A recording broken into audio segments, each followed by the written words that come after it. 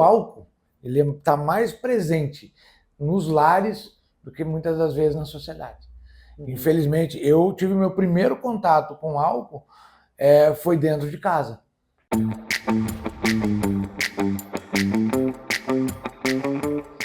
Olá, pessoal. Hoje esse episódio vai ser comigo, Marcel Bosa. O nosso amigo Marcos Pires está nos bastidores hoje e recebo aqui Gemerson para contar um pouco da sua história de vida, uma história forte. A minha história ela começou, não é muito diferente da maioria. Infelizmente, hoje nós vivemos numa sociedade em que o álcool ele está mais presente nos lares do que muitas das vezes na sociedade. Infelizmente, eu tive meu primeiro contato com álcool foi dentro de casa. Foi dentro da minha própria casa, né? Meus familiares faziam o consumo de álcool dentro de casa e desde muito pequeno eu não sabia, fui saber depois. Um certo tempo quando você começa a fazer os tratamentos, você vai aprendendo os nomes técnicos das coisas. Adicto, alcoólatra, compulsivo, né? Dependente. Com o tempo eu fui aprendendo isso daí e eu fui vendo que eu era adicto desde pequeno. Eu já tinha essa propensão ao alcoolismo desde muito jovem. Eu adoçava vinagre quando era pequeno. Quando não tinha a bebida alcoólica, né, que os meus parentes consumiam às vezes no final de semana ou até mesmo em eventos, quando não tinha essa bebida que sobrava, eu temperava vinagre de álcool, ou vinagre de vinho com açúcar para tomar. Então você iniciou com a bebida. Com a bebida. E aí com a bebida veio as coisas mais, vamos dizer assim, pesadas. Isso. A bebida logo em seguida, no começo naquela divisão entre a infância e juventude, já a autoafirmação na escola com o cigarro. Então era diferente, quem ia com uma calça jeans, um óculos escuro, um cigarro no dedo, já conquistava um pouco mais de respeito, né? E no tempo que não se falava de bullying, né, eu passei muito bullying, eu era filho de uma mulher divorciada, então estudava no colégio estadual com o Júlia Vanderlei, de um nível social bem mais elevado do que era o meu. Ali estudavam pessoas com poder aquisitivo melhor e na época isso foi fortalecendo essa busca do álcool, do cigarro, dessa autoafirmação, até chegar na cocaína. E onde foi essa tua experiência com a cocaína? É o que nós estávamos comentando. Me chama muita atenção que as pessoas têm o costume de falar do acesso a drogas, vincular a comunidades carentes, né? Eu, pelo contrário, não fui em comunidade carente. Meu primeiro contato com drogas foi, inclusive, no Batel, na pracinha do Batel.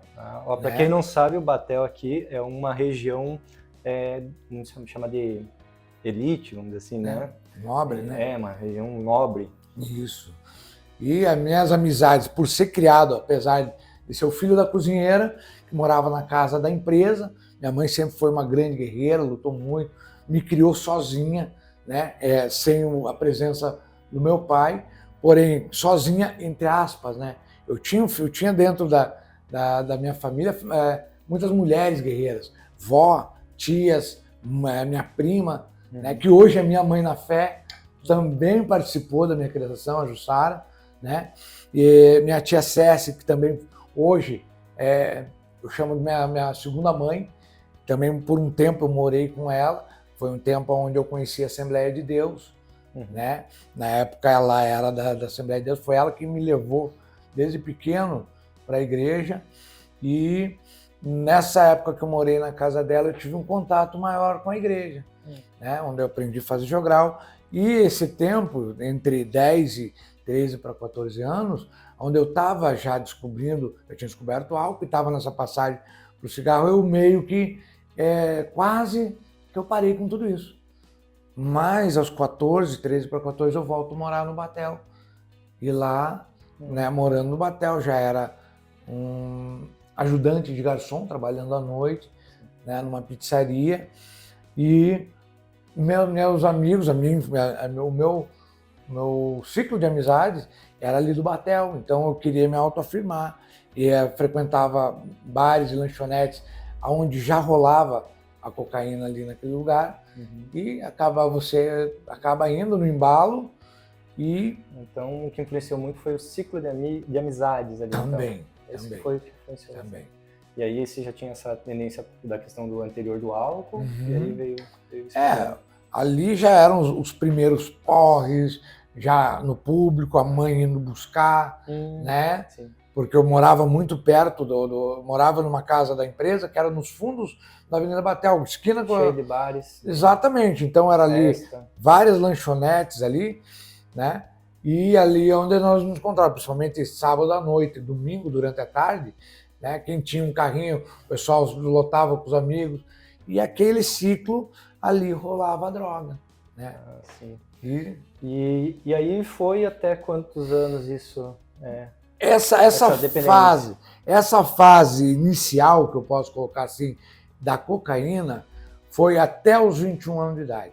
Então, dos 13, 14 até os 21, eu continuei fazendo uso de álcool, porém eu comecei uma fuga geográfica. Comecei a viajar, trabalhar com vendas, trabalhar fora, e eu comecei a viajar, vim para casa da mãe só no final de semana. Acabei indo morar na casa de um irmão em Joinville, o qual me ensinou a trabalhar com elétrica de montagem, que hoje eu sou profissional nessa área. Mas e por que você fazia essa fuga geográfica? Justamente achando que eu, saindo de perto dos meus familiares, eu não estava fazendo isso sofrer. Mas isso não era para parar de estar nesse ambiente de amizades e tal, para você parar, não, era para os teus familiares não ver. Para usar num lugar onde eles não pudessem ver. Entendi. E aí, com isso, nesse tempo foi, vamos dizer assim, aumentando o consumo de drogas? Aumentando. Aí eu me lembro uma época que eu voltei para casa, minha mãe já estava morando no Vila Sandra, nessa época em que ela teve uma mudança de vida, ela resolveu ter a independência dela do trabalho e morar longe do trabalho para ter uma vida melhor. Comprou um apartamento no Campo Comprido, nós pagamos a vida inteira esse apartamento, e que é hoje o que eu tenho, uma herança dela, né? O que sobrou de tudo depois da morte dela foi bem traumático até para mim, né? Mas quando eu voltei, ela já morava no Vila Sandra. Aí eu pedi o primeiro socorro, o primeiro help meu com a minha mãe foi aos 21 anos de idade, que ela me levou para o CAPS, do CAPS eu fui para a Clínica Ômega HC, onde estavam estudando o primeiro grupo naquela época de transtorno bipolar, que já tinha desencadeado transtorno bipolar, esquizofrenia e depressão. Foi onde eles começaram daí identificar e colocar o nome, transtorno bipolar, né, nas pessoas que já eram adictas e acabavam desenvolvendo esse transtorno agressivo de humor, de estar em altos e baixos o dia inteiro. Então, no HC eu comecei o tratamento químico daí. Foi o primeiro tratamento de choque, assim, com remédios. E você sentiu alguma melhora com isso? A princípio, sim. A princípio, sim. Se você faz um tratamento, não vamos desmerecer, lógico. Inclusive, nós temos alguns alunos, até hoje no projeto, que passaram por isso. Alguns que não tiveram tanto efeito como eu, outros que voltaram para as ruas, que também passaram pelo tratamento químico. Cada pessoa é uma pessoa. Cada pessoa é uma pessoa. Porém, para mim não ia funcionar mesmo, porque além de eu não fazer ele completo, como teria que ser o projeto, eu misturava esse tratamento químico com álcool. Então virava uma bomba atômica. Né? E então, assim, depois desse tempo, aconteceu várias outras situações que você chegou a aumentar com a gente já, e aí você chegou a conhecer esse projeto Gênesis. Isso. O que tem de diferente nesse projeto? Você ainda está nesse projeto, né? Sim. O que tem de diferente dos outros lugares que você passou? O que nós não temos aqui, não é menosprezando, é necessário, em alguns casos vai ser necessário um tratamento mais intensivo com algumas drogas lícitas, né? Depaquene, Depacota, esses, né? Algum remédio para dormir, mas eu até brinco com o pastor, que eu estou esperando o amanhã chegar para mim ir buscar os meus remédios. Ele falou, amanhã nós vamos. Eu falei, mas amanhã não chegou. E eu comecei, através dessa espera, buscar em outra coisa o que o porque o remédio não estava me dando, eu comecei buscando na palavra, em oração. Muito estranho meu jeito de orar no começo, era meio, né? Porque era do jeito que eu sabia falar com Deus. Então eu pedia, pelo amor de Deus, tira essa vontade de usar, lógico, na palavra bem real, aquela coisa meio, né? Uns entravam e ficavam meio em choque, né?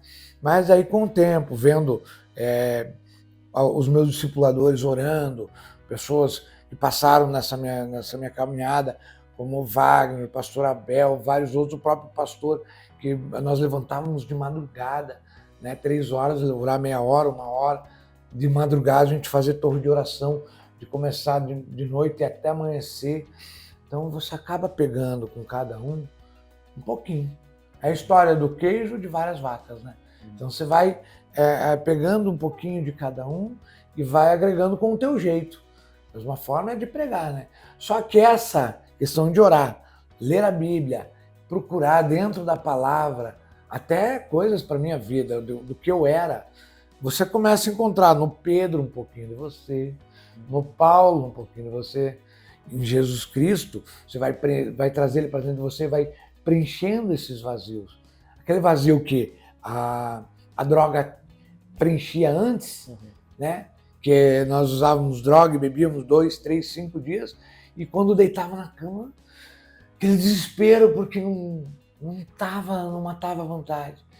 Como comer e tá com fome, tomar água e tá com sede. E esse vazio foi se preenchendo de conhecer a palavra. Pastor, agora eu quero pregar. Pastor, eu tô pronto para pregar. Calma, vai chegar a hora. Aí a primeira vez tu vai para trás de um púlpito, né? Tremedeira, né? Tipo que nem agora, né? E daí isso vai te preenchendo. Sim. É que a gente fala, né, que Deus preenche esse vazio, né? Exato. E no Gênesis, então, você é trabalhado muito a parte espiritual. Principalmente a parte espiritual. Principalmente a parte... E lógico, como eu aprendi com o pastor Gênesis, quando o caráter de Jesus Cristo começa a me moldar, vai doer? Vai. Porque está tirando coisas de mim. Eu fui criado com isso, que eu fui adquirindo durante 40 e poucos anos, e de repente está sendo tirado, como um câncer, né? Só que tira aquele câncer, enxerta de palavra. Tira daqui, enxerta Jesus. Tira dali, aí o caráter do Espírito Santo como que é? Eu vou continuar mentindo? Não. Eu vou continuar roubando? Não. Se eu tiver uma oportunidade para me dar bem num passageiro meu, por exemplo, que já aconteceu, de fazer um depósito a mais, eu ficar quietinho, né? Não foi comigo. Então, essas coisas que vão acontecendo, o Espírito Santo vai te constrangendo. Você está ainda na reabilitação? Como você chama lá? Porque você está agora num processo que você já está trabalhando, né, como motorista de aplicativo, sim, como você falou, né, para a pessoa saber, saber essa história que você falou agora, né? Como que funciona isso? É constante essa luta ou você já passou por isso? Não, como que funciona isso? É todos os dias, né? Todos os dias. Todos os dias. Tem um jargão, inclusive, de uma organização que eu, inclusive, participei quando mais novo, inclusive alguns alunos, a maioria dos alunos que chegam no projeto passado, funciona muito bem, é o Só por Hoje, né? Posso citar tranquilo aqui que são NA e AA, Narcóticos Anônimos, fui cofundador, inclusive, em 2005, 2004, me ajudou muito por um período de tempo, porém não preenchia o meu lado espiritual. Mas esse só por hoje que nós mantemos, só por hoje eu não vou pecar, só por hoje eu não vou roubar, só por hoje eu não vou fumar, não vou usar droga, não vou me prostituir. Então esse só por hoje também é uma coisa que nós temos que... Então, Senhor, hoje eu estou sem trabalhar, vai na minha frente, orar, ter um momento de intimidade com Deus pela manhã, um devocional. Então essa parte que a gente aprende lá, levantar, ter a nossa higiene e orar primeiro, antes de começar o nosso dia, quando nós saímos, aqueles que levam isso para suas casas, com certeza vai dar certo. Não tem como dar errado. Porque você, antes de você levantar, antes de você começar o seu dia de trabalho, ser grato pela noite que você teve. Você agradecer a Deus por tudo que você está ao teu redor, por esse dia que está começando. Agradecer a Deus pelos teus funcionários, pelos teus clientes, e você saber que você está indo para um mundo onde o inimigo está lá te esperando, de pratos cheios, com droga caindo no teu carro, com gente esquecendo litro de bebida embaixo do teu banco, com tribulações, com pessoas, hoje mesmo de manhã teve, mas aí vem aquilo, né? Eu tenho, se o caráter do Espírito Santo está em mim, não é o Jamerson que vai ter que estar respondendo, lógico, não vai ser o tempo todo também, né? Pedro andou com Jesus Cristo 3 anos e meio, estava querendo torar o pescoço da galera, né? Então nós temos um pouquinho de cada um deles. E no dia a dia, todos os dias, lógico, vai ter dia que eu ligo pro pastor e falo, pastor, não estou aguentando, me ajuda, ora comigo, só quer que passe aí orar, vamos orar, vamos pedir o pessoal do projeto orar tudo junto, a gente continua se ajudando. É sempre apoio ali. Sempre apoio. Precisar. E uma coisa, isso é experiência que eu vi, aprendi com esses 2 anos e 11 meses, agora dia 9, que todo aquele que sai, se desliga 100% do projeto, 99% deles caíram. A queda ela não é de um dia para outro, mas vai indo, vai enfraquecendo na fé, a não ser que se ligue a outra atividade. Né? O cara se ligar ao evangelismo do teu bairro, está sempre nessa atividade. Por isso que eu hoje estou nas terças-feiras lá com o pastor, a gente tem, hoje ainda, né, pastor, nós temos na quinta-feira o pão missionário, no qual o pastor me chamou para isso daí, porque ele também sabe que se o aluno vai se desligando do projeto, é meio que tipo um cordão umbilical que a gente tem ali, né? A gente está vivendo fora, eu tenho minha vida, né? Eu almejo casar logo o mais rápido possível, porque, né, é o sonho de toda pessoa normal, vamos botar que a gente sai do normal um tempo, é continuar a família, né? Mas assim, eu sei que se eu me desligar do projeto 100% eu caio. Eu tenho essa consciência. Legal. Hoje também nós queríamos falar sobre a tua experiência, né? Nessa experiência com as drogas, com a bebida e tudo, e também que você teve uma experiência nas ruas. Sim. Né? E aqui em Curitiba nós vemos que os casos, pelo menos esse ano passado, a gente vê que aumentou bastante a quantidade de moradores de rua. No geral, a grande maioria tem esse problema, essa questão com as drogas, com a bebida, né? Quem está morando nas ruas. A grande maioria, né? Não sei se tem algum caso ou não, né? Tem, mas é muito pequeno, né? Então eu queria que você falasse sobre essa experiência sua, quando que você foi teve essa experiência na rua, como que foi? Olha, eu tive essa experiência por 3 vezes, né? Uma das vezes, a minha mãe ainda era viva e eu acabei saindo de casa, né? Aquelas brigas, né, que geram por causa da própria droga, para com isso, aquilo. Um caso bem corriqueiro, como na maioria. Um brigam com a mãe, outro com o pai, outro com a esposa, ou com o marido, e acabam ou nos seus bairros mesmos, né? Então, como eu era conhecido no Vila Sandra, eu não quis ficar muito ali. Eu vim para o centro, entendeu? Fiquei aqui para o centro, daí eu não sabia muito disso.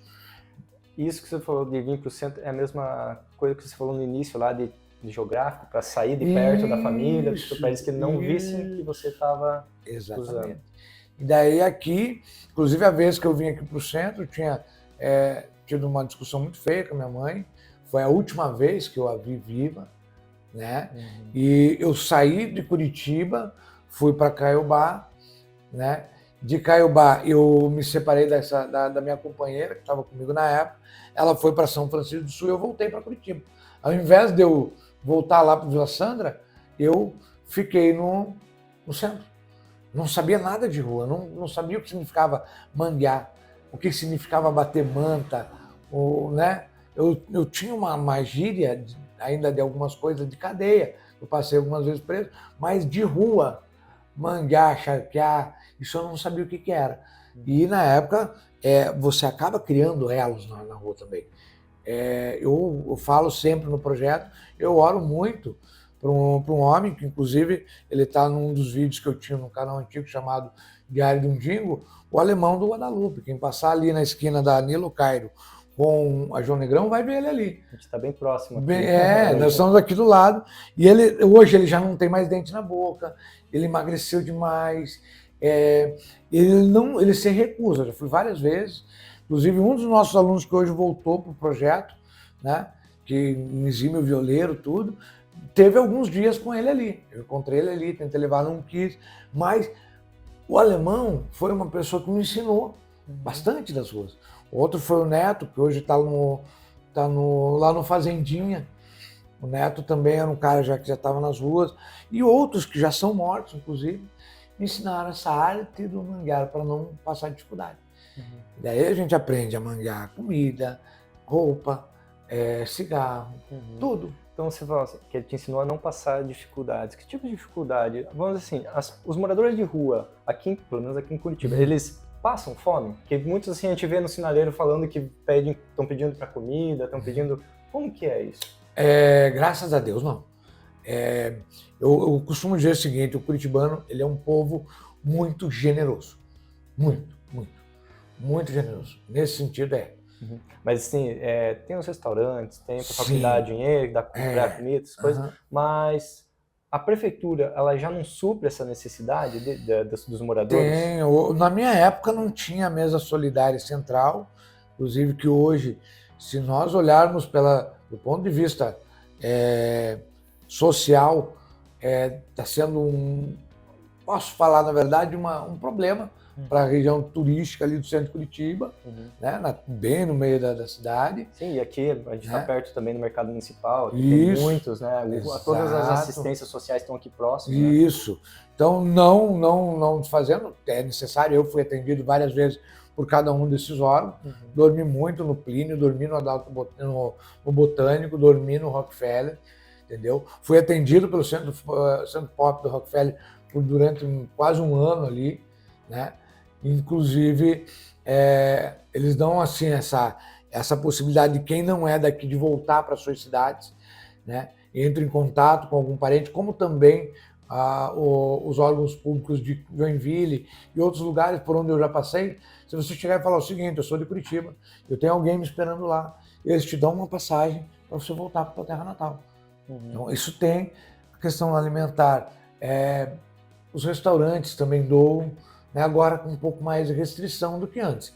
Essa passagem, você só precisa falar que você tem família lá, alguém te esperando, ou você precisa comprovar com alguns documentos? Tem que comprovar com uma ligação, pelo menos. Pelo menos uma ligação. Uma ligação. Porque senão, né, pode sair viajando. Eu quero ir para o Rio de Janeiro, vou passar 15 dias no Rio de Janeiro. Sim. Não, tem que alguém de lá, né, um DDD de lá, atender uma ligação, confirmar, não, o Gemerson é daqui, daí o Fundo de Amparo Social, ele encaminha uma passagem e você vai. Tem um limite de passagem por ano também, mas a gente é atendido dessa forma também.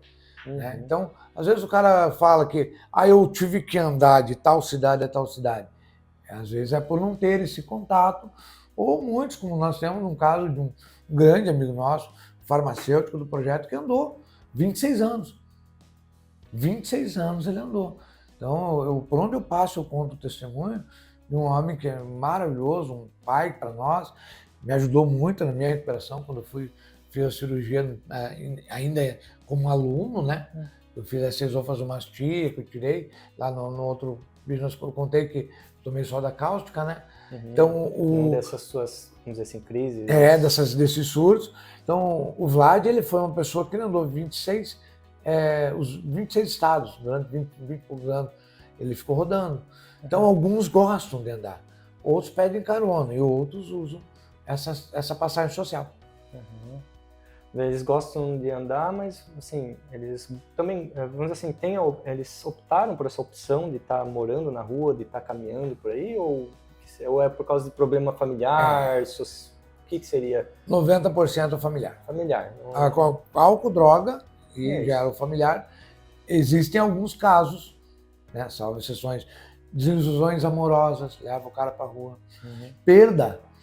Eu conheci um caso que o senhor tinha perdido num acidente, a família dele bem de vida aqui, todos advogados, ele inclusive também, perdeu uma pessoa, quem estiver assistindo pode se lembrarem dos anos 90 e 2000, que chamava do Negão do Oswaldo Cruz, na época que tinha crianças nas ruas, vocês lembram?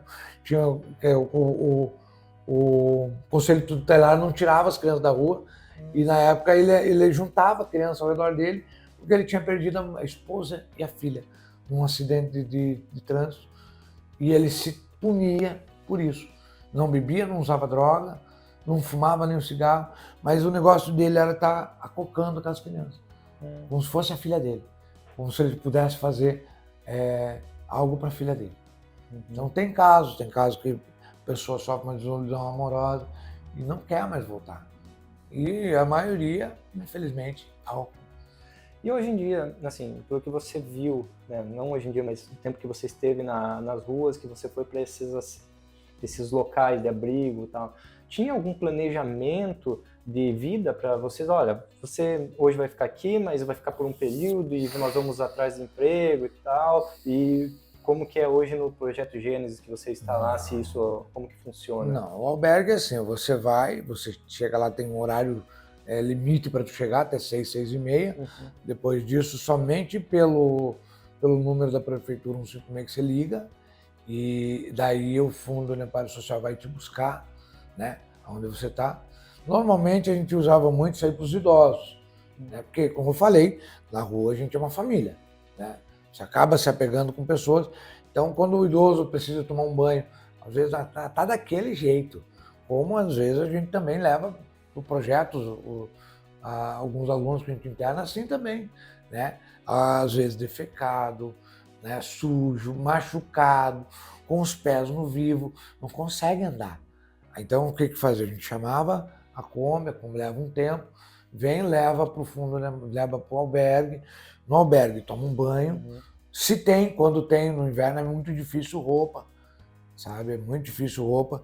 Então, quando tem a roupa, troca de roupa, janta e dorme. 6 horas, 6 e meia, toca uma sirene, ou até mesmo o próprio funcionário passa te acordando.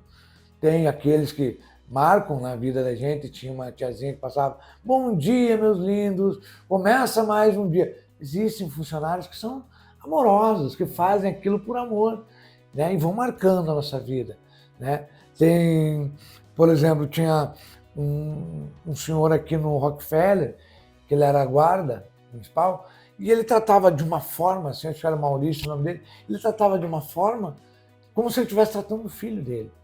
Ele sabendo, né, que aquilo por trás, eu não sabia na época, eu imagino que ele devia ser cristão, né? Pelo jeito de falar, de se comportar, você percebe, né? Porque, me desculpa, não tem.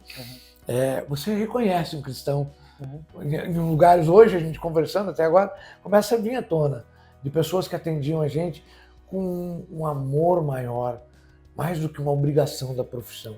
Ali eles traziam amor, carinho, acolhimento, meio que hoje o que a gente leva hoje no pão missionário. Ouvir a pessoa. Por que você está aqui, meu querido? Né? Lógico, existem frutos que a gente leva, a pessoa a gente leva para lá que dá fruto e fica.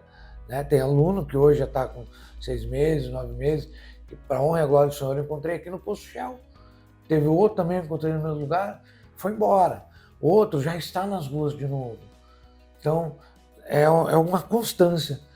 Né? Eu fico imaginando quantos o pastor já passou na mão dele orientar, ensinar e depois encontrar. Às vezes eu me abro, pastor, para mim me dói muito casos como o Jean. Hoje o Jean está no projeto de volta.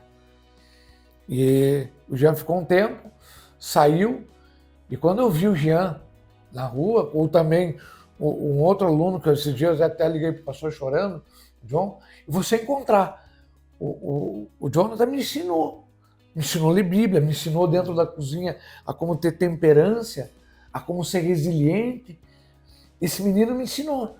E eu encontrei ele através do pão missionário no Capanema, uma situação assim que e você não pode fazer nada.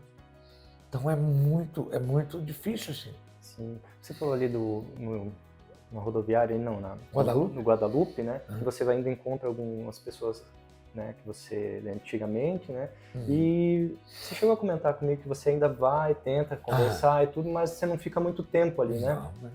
Isso para não dar chance para, né, acontecer de novo, né? Então isso é importante também de, como a gente falou, né, o ambiente em que você está também não ficar sempre em volta, né, dando chances para cair nisso de volta. Exatamente. Né? Eu costumo dizer que, já falei muito sempre pastor isso, para o Edivelto e para o irmão Sandro. Eu gosto de citar o nome de pessoas que são, para mim, exemplos, né, que eu sigo. O Sandro hoje já está há mais de 5 anos, hoje ele tem um projeto também no Bairro Alto, também faz essa mesma função que a gente, né, de estar tirando das ruas. Eu imito quem está dando certo. E o pastor sempre foi um cara que ele gostou muito de estudar. Que o indivíduo, nós como cristãos, nós temos que influenciar o meio onde nós estamos, sim. Mas nós temos que vigiar também para o meio onde nós estamos não acabar nos influenciando. Porque senão o que acontece? Eu vou lá pregar para tirar o rapaz das drogas, acabo eu caindo de novo. Então tem essa vigilância que Deus, Jesus Cristo mesmo fala, vigia depois ora, é muito válido até hoje, né? Tem mais alguma coisa que você gostaria de falar para o pessoal que seja importante para quem está talvez que tem algum familiar, algum amigo que esteja nessa situação? Olha, o mais importante é que o que eu venho aprendendo nessa minha caminhada como um aluno, que eu passei pelo projeto Gênesis desde o dia 9 de setembro de 2021 às 11h45, quando o falecido João, o pastor, o Abel me recolheram, né, para dentro do projeto, quando a minha prima Jussara me levou, o irmão Valmor, meu primo André, e eu venho aprendendo, né, nesses 2 anos e quase 11 meses, que Jesus Cristo, aquele mesmo Jesus que passou aqui na Terra, curava, libertava, expulsava demônios, é o mesmo. O Deus ao qual nós servimos é o mesmo desde o começo da Bíblia até hoje. Se nós pegarmos de Gênesis até o que nós lemos hoje no Apocalipse, as coisas que estão se cumprindo, algumas que já se cumpriram, e olharmos, o Deus é o mesmo. É um Deus de amor, um Deus de compaixão, né, de empatia, porém também um Deus de justiça. Então, quando eu aprendo naquele versículo diz, buscai o reino do céu e toda a sua justiça, né? Primeiro, então, quando a gente busca o reino do céu e toda a justiça, e essas coisas, né, lhe serão acrescentadas, então essas coisas eu busco para o meu dia a dia. E é um versículo que quando nós buscamos, nós aprendemos que se eu passar para o meu amigo que essas coisas boas que eu aprendi de Jesus Cristo, Ele cura, salva e liberta, se eu falando para as pessoas todos os dias, para um, para outro, um panfleto que a gente entrega, um Jesus te ama. Às vezes, aquele morador de rua, como eu falei há 6 anos atrás naquele canal, se nós pararmos, nós descermos do nosso patamar aqui e parar para aquele morador de rua, conversar, como o pastor Gênesis fazia lá no Barigui, no viaduto, sair da igreja, sair do serviço dele para a igreja, sair da igreja, ir para debaixo do viaduto, conversar. Por que ele estava ali, o que estava acontecendo, se ele tinha comido aquele dia, se ele queria tomar um banho.